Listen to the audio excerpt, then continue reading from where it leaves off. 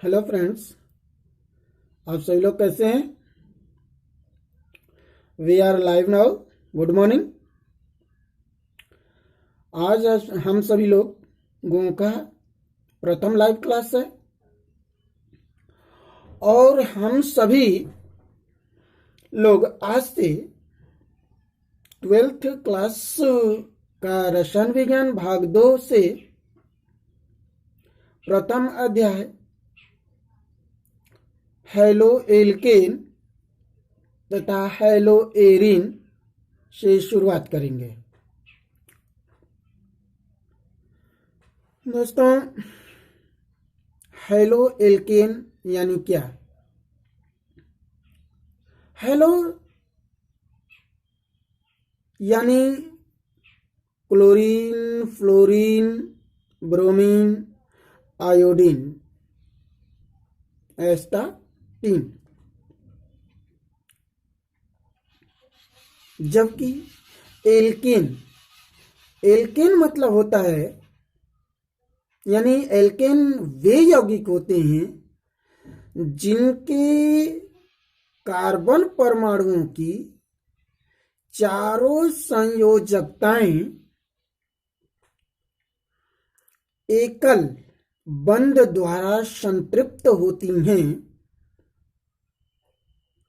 उन यौगिकों को एल्केन कहते हैं। और इन एल्केन परमाणुओं के यौगिकों में जब कोई हैलोजन परमाणु यानी क्लोरीन हो या फ्लोरीन हो, ब्रोमीन हो या फिर आयोडीन हो या एस्टाटीन हो, यदि इन तत्वों के परमाणु जब एल्केन के यानी एल्केन परमाणु के यौगिकों से जब हाइड्रोजन परमाणुओं को विस्थापित करके उनका स्थान ग्रहण कर लेते हैं, तो इस प्रकार प्राप्त होने वाले यौगिकों को हैलो एल्केन कहते हैं। चलिए उदाहरण से देखते हैं। जैसे कोई एल्केन परमाणु ले लेते हैं और उस एल्केन यौगिक से यानी CH4 CH4 में कार्बन की संख्या 1, हाइड्रोजन की संख्या कितनी? 4। अब कार्बन क्या एक परमाणु और हाइड्रोजन के 4 परमाणु आपस में जब संयुक्त होकर के एकल बंधों द्वारा जुड़ करके एल्केन यौगिक का निर्माण कर लेते हैं, तो इनको हम IUPAC की भाषा में मेथेन कहते हैं। मेथेन क्यों? वह इसलिए कि IUPAC के अल्क निर्धारण के अनुसार कार्बन की संख्या 1 होने के कारण उसे मेथ कहेंगे और अनुलग्न के रूप में N शब्द जोड़ देंगे तो क्या हो जाएगा? मेथेन। हम लोगों ने इन सभी नामकरणों को हल्के ढंग से और सरल तरीके से 10वीं कक्षा से कुछ अध्ययन करके आए हैं। इस दशा में आगे बढ़ते हुए इसी क्रम में देखते हैं, जब इस एल्केन परमाणु से कोई हेलोजन परमाणु ले लेते हैं, कोई उदाहरण मान लेते हैं क्लोरीन ले लेते हैं, तो CH4 के साथ में जब क्लोरीन जुड़ता है, क्या होता है? जुड़ता है।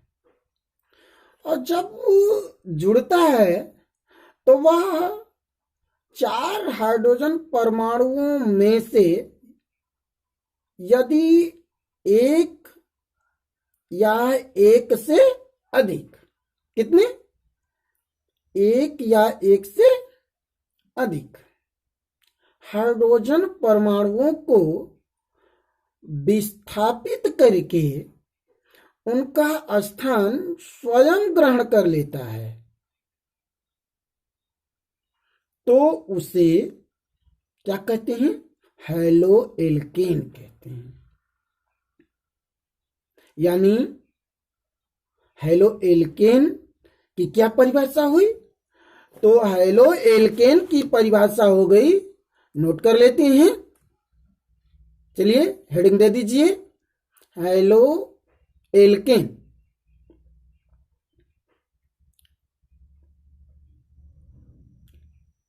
लिख लिया? हैलो एल्केन किसी एल्केन के एक या एक से अधिक, फिर से सुनते हैं, किसी एल्केन के एक या एक से अधिक हाइड्रोजन परमाणुओं को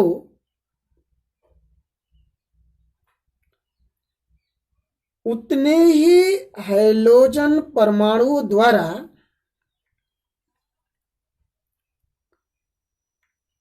प्रतिस्थापित करने के फलस्वरूप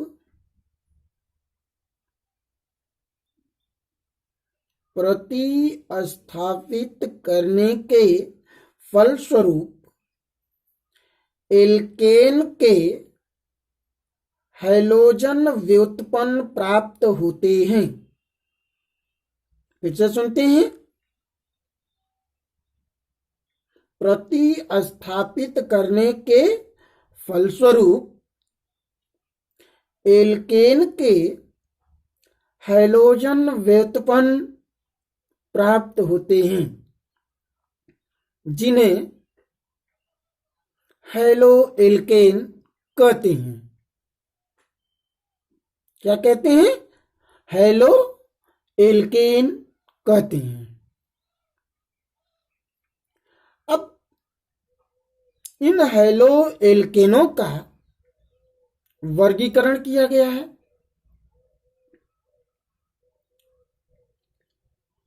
तो वर्गीकरण का आधार दो तरीके से अपनाया गया है। उसमें पहला देखते हैं, हैलोजन परमाणुओं की संख्या के आधार पर, जबकि दूसरा हैलोजन परमाणु युक्त कार्बन की प्रकृति के आधार पर। फिर से सुनते हैं, पहला हैलोजन परमाणुओं की संख्या के आधार पर, दूसरा हैलोजन परमाणु युक्त कार्बन की प्रकृति के आधार पर। चलिए पहले टॉपिक से देख लेते हैं, हैलोजन परमाणुओं की संख्या के आधार पर। यानी इस दशा में होता क्या है, ध्यान देते हैं। उपरोक्त उदाहरणों में हम लोगों ने देखा CH4 से कितने क्लोरीन परमाणु जुड़े? एक। कितने जुड़े? एक।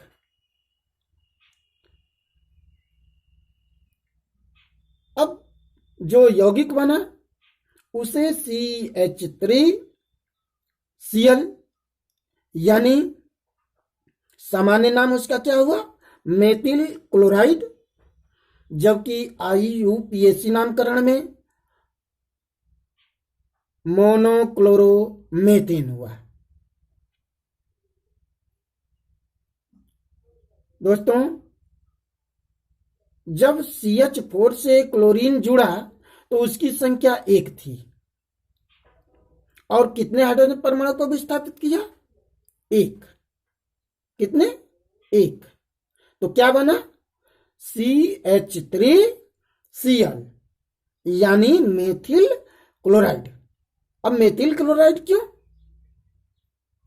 तो मेथिल क्लोराइड इसलिए दोस्तों कि एल्केन के व्युत्पन्नों को एल्किल हैलाइड भी कहते हैं और इनका सामान्य सूत्र CnH2n+1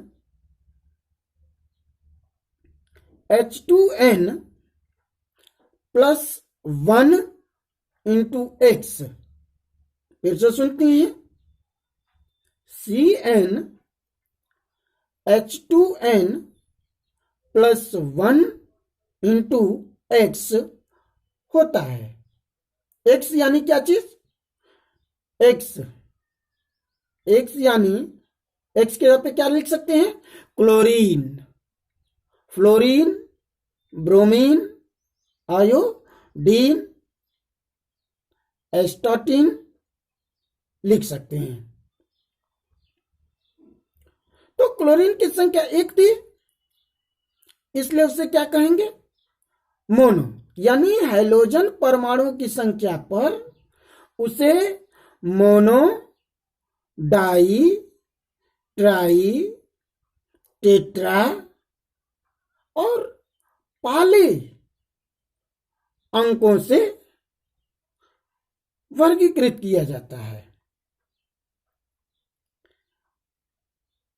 देखते हैं उदाहरण से। अब जैसे ले लेते हैं CH2Cl2, क्या चीज? CH2Cl2। अब यहां पे क्लोरीन की संख्या कितनी हुई? 2, जबकि CH3Cl में कितनी थी? 1। अब दोस्तों, क्लोरीन की संख्या वहां पे 1 होने के कारण उसे क्या कहेंगे? मोनो, जबकि CH2Cl2 में क्लोरीन की संख्या कितनी हो गई? 2। इस दशा में जब क्लोरीन की संख्या 2 हो गई दोस्तों, तो उसे हम क्या कहेंगे? डाई कहेंगे। यानी जब कोई हाइड्रोजन परमाणु जितनी संख्या में एल्केन परमाणुओं से हाइड्रोजनों को विस्थापित करके उनका स्थान ग्रहण करता है, उसकी संख्या के आधार पर उसे क्रमशः मोनो यानी 1 संख्या होगी, तो डाई यानी उसकी संख्या कितनी होगी? 2 होगी। ट्राई यानी हाइड्रोजन परमाणु की संख्या कितनी? 3 होगी। तो इस दशा में जब जुड़ेंगे तो उन्हें हम मोनोहेलोएल्केन, डाईहेलोएल्केन, ट्राईहेलोएल्केन और टेट्राहेलोएल्केन, या जब इससे अधिक होंगे तो पॉलीहेलोएल्केन कहते हैं। ये तो रहा दोस्तों हाइड्रोजन परमाणुओं की संख्या के आधार पर हेलोएल्केनों का वर्गीकरण। दूसरा टॉपिक था हम लोगों का, क्या था? हाइड्रोजन परमाणु युक्त कार्बन की प्रकृति के आधार पर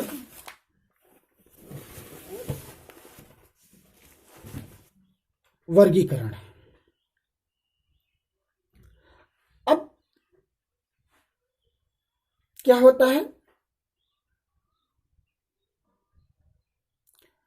तो एल्किल हैलाइडों में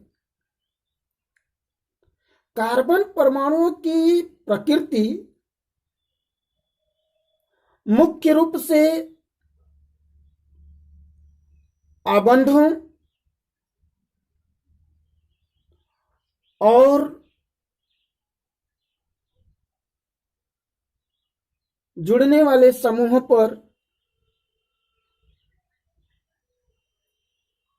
आश्रित होती है। देखते हैं उदाहरण। तो जैसे देख लेते हैं, CH2 double bond, CH single bond, CH2 single bond X। X यानी क्या चीज? Chlorine, fluorine, bromine, iodine. जब इस प्रकार के आबंध बन जाते हैं, यौगिक बन जाते हैं, तो इन्हें एल्किल हैलाइड कहते हैं। क्या कहते हैं? एल्किल हैलाइड कहते हैं। और इन एल्किल हैलाइडों में आबंध की भूमिका प्रमुख होती है।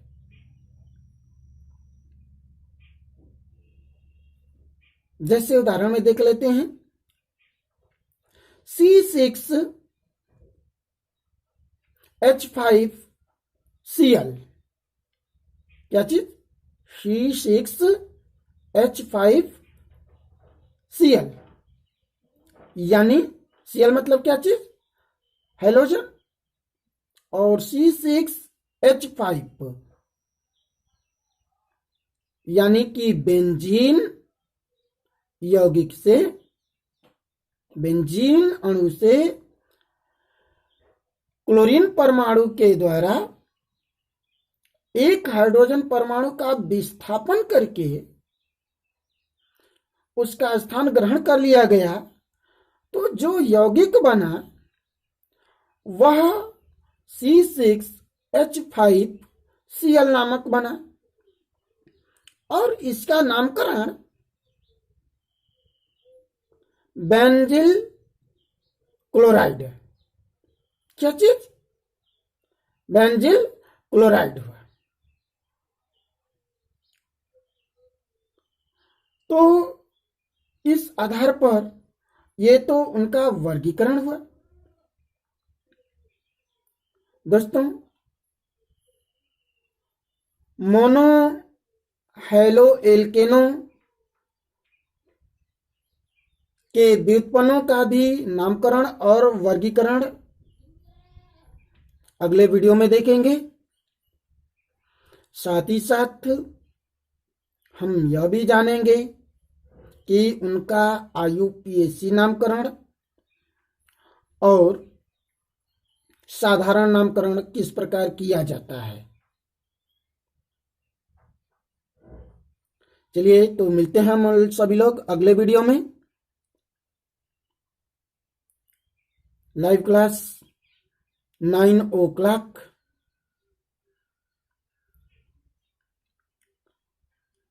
रसायन विज्ञान भाग 2 के अगले टॉपिक में मिलते हैं। तब तक के लिए नमस्कार। आप सभी लोगों इस चैनल को सब्सक्राइब करना